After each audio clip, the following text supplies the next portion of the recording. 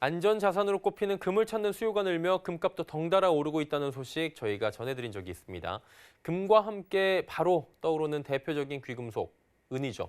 최근 금값이 고공행진을 이어가며 은값과의 격차가 크게 벌어지자 투자 매력도가 높아지고 있다는 평가가 나왔습니다.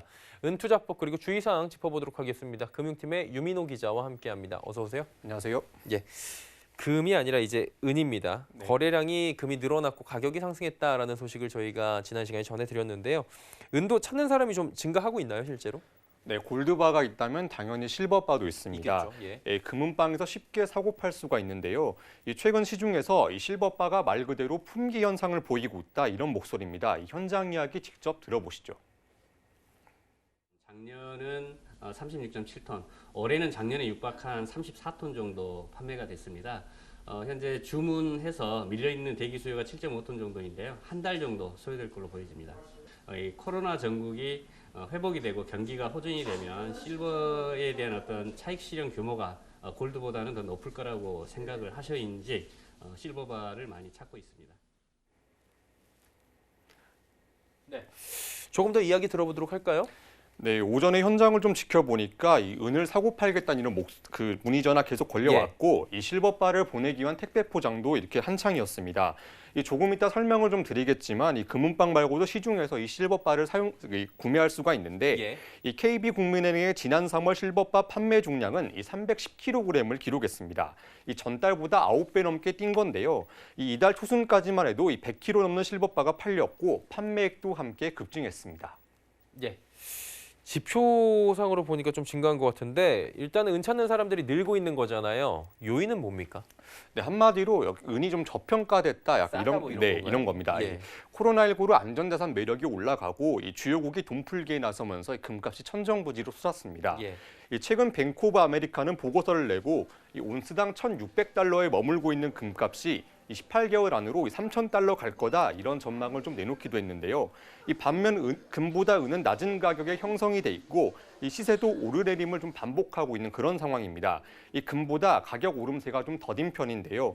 이 NH투자증권에 따르면 17일 기준 국제 금 현물값을 은 현물값으로 나눈 비율이 110.7배까지 올랐습니다.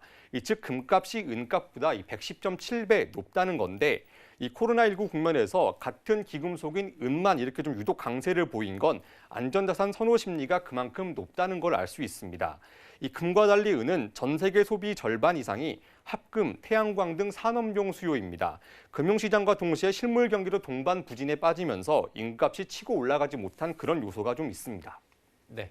금이랑 은이랑 생각을 할 때는 귀금속으로는 비슷하겠지만 산업재에서 쓰이는 역할은 굉장히 다르다 보니까 요인을 좀 짚어주셨는데요.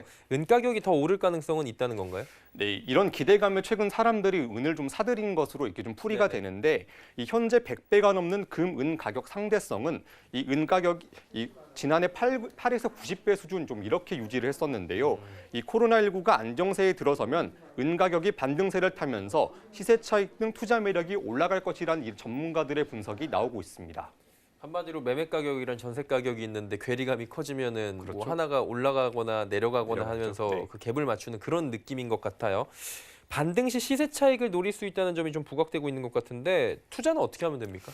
네, 앞서 화면에 나온 것처럼 금방 가셔서 그냥 실버바 구매하셔도 됩니다.